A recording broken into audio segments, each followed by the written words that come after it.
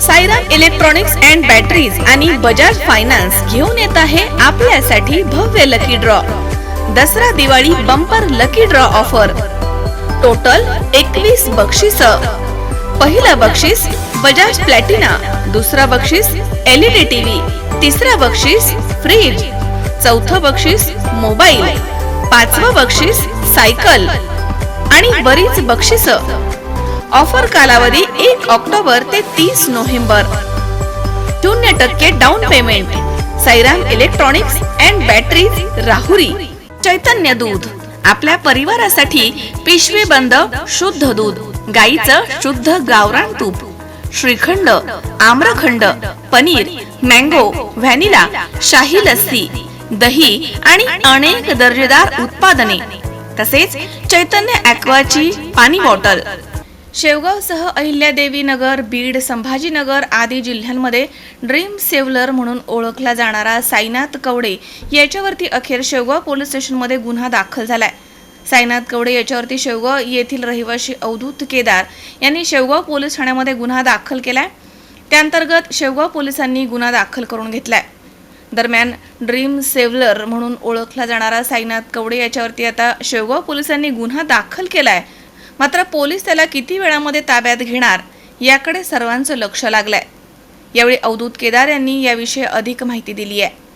त्यांनी मला आमिष दाखवलं, 8% आमिष दाखवल्यामुळे मी सगळ्यात सुरुवातीला 7 जुलै 2023 रोजी आमच्या अहमदनगर जिल्हा प्राथमिक शिक्षक बँकेतून 25 लाखाचं कर्ज काढून त्या ठिकाणी मी गुंतवणूक केली. त्यानंतर माझ्या पत्नीचं श्रीधन मी जनमंगल पतसंस्थेमध्ये टाकून त्या 5 लाख रुपये मी त्या ठिकाणी गुंतवणूक केली. 5 ते 6 महिने मला काही परतावा मिळत गेला आणि माझा विश्वास बसला की या ठिकाणून मला पैसे मिळू शकतात. त्याच्यामुळं मी जसा मला त्या ठिकाणून परतावा येत होता तोच परतावा मी त्या ठिकाणी ॲसिटेक सोल्युशन या शेअर मार्केट कंपनीमध्ये गुंतवत गेलो. पर्यायाने खात्री झाल्यामुळं मी माझ्या पत्नीच्या नावानेही 30 लाखाचं कर्ज काढून त्या ठिकाणी गुंतवणूक केली. माझ्या वडिलांनी साधारण 10 लाखाची त्या ठिकाणी गुंतवणूक केली. माझ्या आईच्या नावे 19 लाखाची, म्हणजे त्यांची वृद्धपकाळी माझे वडील रिटायर झाल्यानंतर त्याच्यानंतर ते खोलीचं आमच्या घराचं भाडं, त्याच्यानंतर शेतीचं उत्पन्न हे सगळं मिळून आणि त्यांच्या दुखण्यासाठी त्यांनी जे काही पैसे साठवून ठेवले होते हे सगळे आम्ही त्या ठिकाणी गुंतवणूक केली. पर्यायानं आमचं 1,03,28,000 एवढी गुंतवणूक त्या ठिकाणी झाली.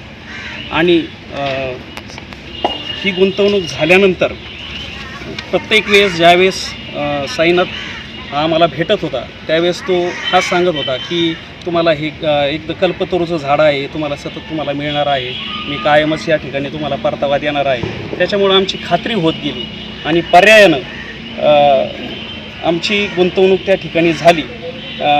त्यांनी 8%चं काही काळानंतर त्यांनी परत एक आमिष दाखवलं. 8% नंतर त्यांनी सांगितलं की 3 वर्षासाठी गुंतवणूक करून 12% तुम्हाला परतावा दिला जाईल.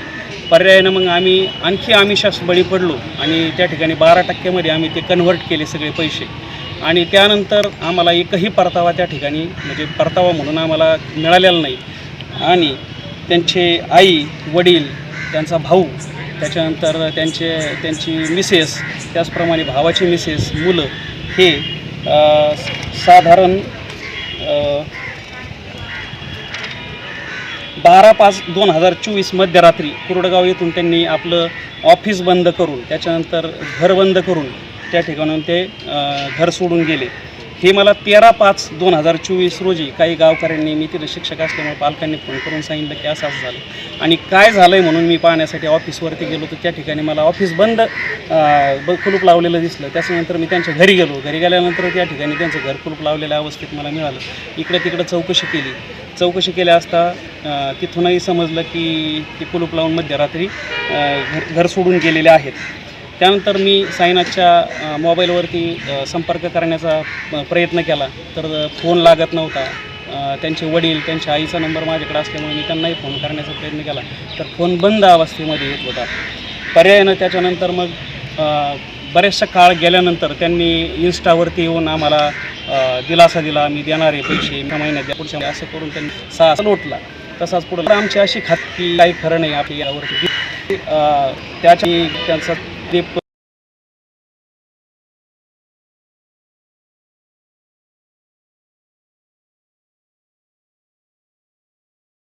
आज साईनाथ कवडेवरती गुन्हा दाखल झालेला आहे. त्याच्यामध्ये भारतीय दंड संहिता 60 अधिनियम 1860 420 त्याच्यानंतर 406 409 महाराष्ट्र ठेवीत येईल संबंध 3 आणि या अंतर्गत दाखल झालेला आहे. त्यास आम्ही बर्ड्स ॲक्ट आलेला आहे 1999 आहे 3/22 हा आहे. आमची मागणी 2019 तो आलेला आहे. तर ती पोलीस प्रशासन यांना विनंती आहे की तो बर्ड्स ॲक्ट तो लवकरात लवकर लावावा. त्याचप्रमाणे